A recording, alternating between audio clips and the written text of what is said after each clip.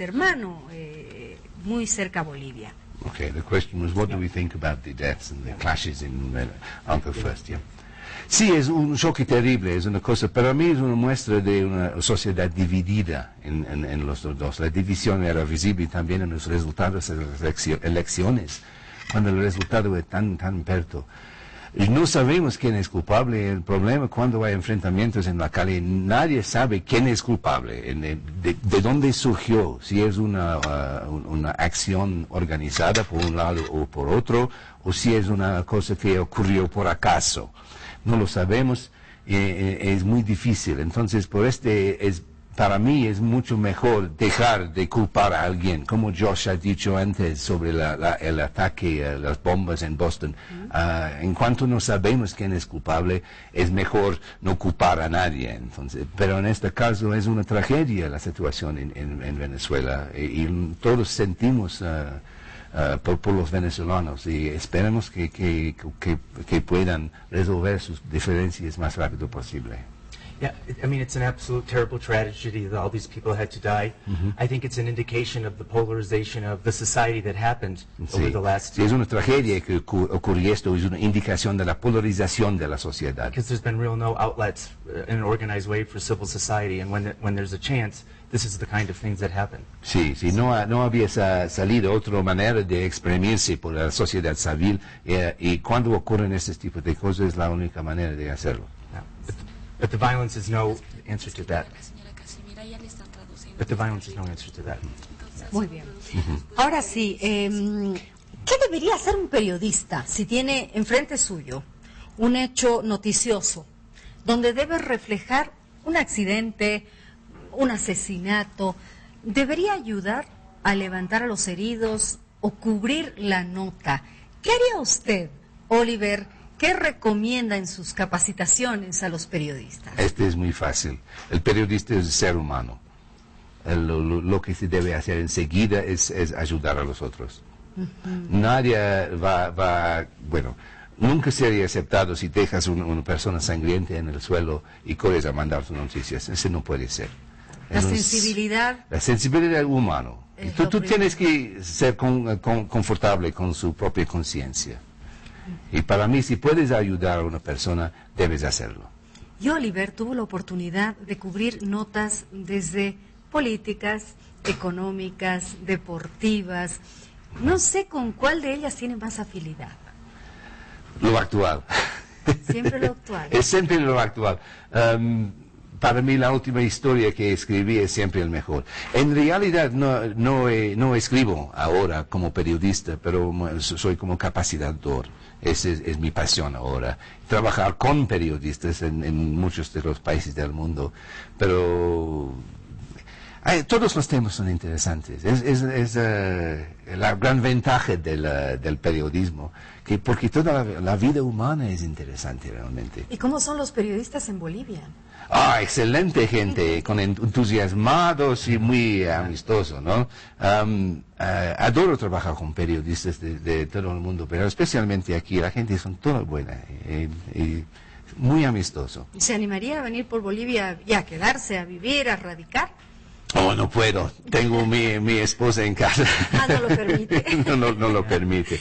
Josh, ¿cuán importante es la ética a la hora de informar? The ethics? La ética a la hora de informar, ¿cuán importante es? Well, I mean, you can't have good journalism without ethics. I mean, that's what separates it from all the rest of the garbage, let's say, that's out there, especially in the internet now. I mean, the ethics code is what separates journalists from the rest of the crowd. And without ethics, there's no point in having a vocation or learning journalism. I mean, ethics was the first course I took in my journalism degree program. 1 year of ethics. So it also lets the journal. Oh, sorry. Yeah, Go on forever. Ética es muy importante en el periodismo. No puede tener buen periodismo sin ética. En realidad es lo que separa el periodista de la gente normal en la calle. Entonces, él dijo también que es la primera curso que ha estudiado cuando era más joven, era en ética. Yeah, just like other professions, like lawyers or doctors, there's ethical codes they have to follow, and I think what that gives journalists is a sense of self-respect and self-worth, and it helps them to understand better their important role in a democratic society. Exactamente como en todas las profesiones, como los médicos y los abogados, hay un código especial para periodistas. Es lo que los ayuda, da un respeto así como profesional y como persona. Y también quisiera preguntarle a Josh su opinión respecto a que el año 2012 fue el año en el que hubo más agresiones a periodistas a nivel mundial. ¿Por qué habrá ocurrido esto? ¿Qué está pasando? ¿Se estará perdiendo ese respeto hacia el trabajo de los periodistas? Yes, it's a terrible tragedy. Journalists are an easy target all over the world. You know, when you're attacking a journalist, if you want to get attention or to get notice of what you're trying to do, you attack the media. Los periodistas representan un algo muy fácil, muy simple. Si quieres captar la atención del mundo, atacar a un periodista es muy fácil. I mean, the most terrible example right now is in Mexico. It's quieting down a little bit, but it's still the deadliest place in the world to be a journalist, even more than places like Iran or Russia. So it's a tool used on all sides. Sí. Yeah. El peor país en el mundo ahora para ser periodista es México. Y peor ainda que en Irán o Rusia o los otros países donde está peligroso. Es una herramienta que está usado por muchos intereses diferentes, pero México especialmente es. And I would just want to say one other thing. Another issue with journalists is not just only the physical attacks, but the intimidation.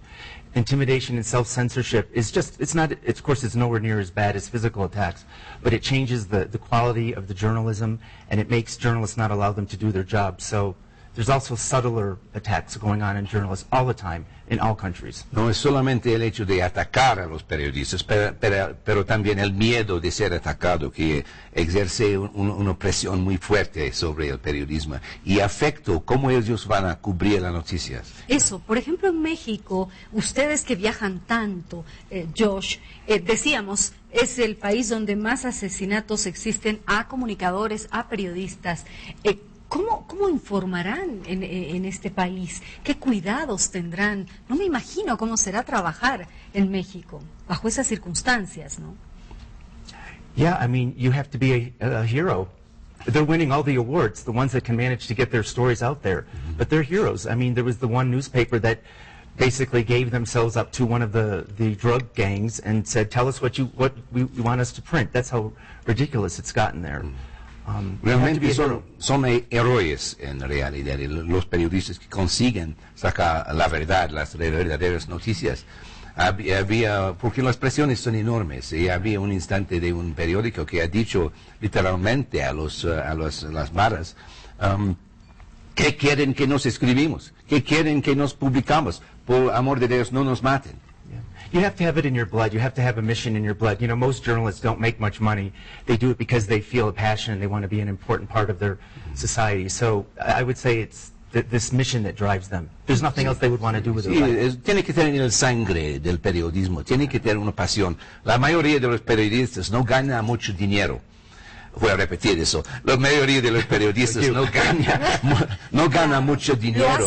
Lo hacen por con una pasión, ¿no? Es una misión en su vida informar. Esta es la cosa que es importante. Y como ustedes van tanto por diversos lugares enseñando, ¿les ha tocado estar recientemente en México con algunos periodistas dándoles algunas bases?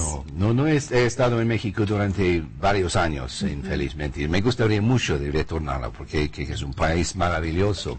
Claro. Estuve 2 veces en Belice, he estado en Guatemala, pero la última vez creo que en 2003. El 2003. En 2003. Bueno, ¿cómo ve el nivel de autocensura a periodistas, Oliver? ¿Habrá crecido o disminuido? Esa pregunta también luego se la vamos a trasladar a Josh. Es difícil, hay varios tipos de autocensura. Es la autocensura que existe para proteger su vida y su familia, y todos los periodistas tienen hijos también, hay que protegerlo. También hay una autocensura que es más política. que existe en casi todos los países, especialmente en diarios o periódicos. Normalmente las redes de televisión en muchas partes del mundo son más nivelados, representan lado A y lado B, el gobierno y oposición, etcétera, etcétera. Los diarios son mucho más político, digamos. En países como Inglaterra o Estados Unidos, ellos tienen su posición política. Entonces, la autocensura que existe en este caso es más la idea de cómo vamos a cubrir la cosa. Estamos pro-demócrata o pro-republicano en este sentido. Pero nadie va a reclamar si un periodista ejerce autocensura para proteger su vida y su familia. Este es natural. Yeah, I mean, I also think another pressure on journalists is coming from the editors and the managers and the publishers is on sensationalism. Media is becoming much more sensationalistic to sell more copy, to sell more advertisements. So journalists are also being pushed this way as well, to become more pop. Sí, un otro aspecto de esto es los problemas financieros que están viviendo todos los medios de comunicaciones tradicionales. Hay una presión para ser más sensacionalista y está reflejado también con los periodistas. ¿Y por qué esa presión? ¿No? ¿Por qué creen ustedes que hay esa presión? Porque con el sensacionalismo... The bottom line. The bottom line. Yeah. Murdoch. El dinero, el problema financiero. Si no podían, ellos están intentando de todos modos vender más copias de su diario. Y si el sensacionalismo ayuda a vender más copias, a sobrevivir como medio de comunicación, es así que va a funcionar. The media is a business, so it has to look at their profit line, their profit margins. Sí, For good or for bad. Los medios es un business, es un negocio, y que tienen que cuidar de sus utilidades, de sus ganancias. Ahora sí me gustaría hablar también con ustedes sobre lo que está ocurriendo en Corea del Norte. Esto es otro tema que está en los titulares permanentemente. Y bueno, el temor en Estados Unidos, también en Boston, era que viniera de esa parte, ¿no? Aunque está en investigación. Pero, ¿cómo ven ustedes a este joven gobernante? Porque ese es un hombre muy joven, que para muchos está jugando a las guerritas, ¿no? Porque es un tema... Es muy extraño, inclusive claro, porque el tipo fue educado parcialmente en Suiza. Ya conoce la vida en el occidente, ya sabe, debe saber por lo menos, que todo lo que dicen sobre el resto del mundo es ridículo, no tiene sentido. Entonces, mi interpretación personal, y corro el riesgo de ser los famosos últimas palabras, es que este es todo para consumo interno. Que dicen que tal vez hay una lucha pequeña para el poder dentro del sistema nortecoreano. Y este es un tipo de populismo. Claro, atacar al imaginario enemigo afuera para reforzar su posición interna. Yeah. I mean, it's scaring the rest of the world, but I think a lot of this current things he's doing it's for an internal audience. It's for the home audience in North Korea itself. To prove himself. Espero que sí. Yeah. De cualquier modo. ¿Qué dice? Igual como yo. Él piensa que es para el uso interno y está amedrentado a la población y atentar un poco a los países vecinos, pero en realidad no tiene más intención. Claro, si se habla de armamento y todo lo demás, no tienen para nada lo que tendrían en Estados Unidos, en el mismo Japón o hasta en Corea del Sur. No tiene lógica su posición, no tiene lógica su posición, pero el problema es que accidentes ocurren de vez en cuando. Esperemos que no pase más nada. Oscarito, adelante, por favor, sé que hay preguntas. Sí, tenemos muchas preguntas. Para Oliver, una pregunta. Usted que tiene tanta experiencia en el periodismo, ¿qué opina sobre el papel de las redes?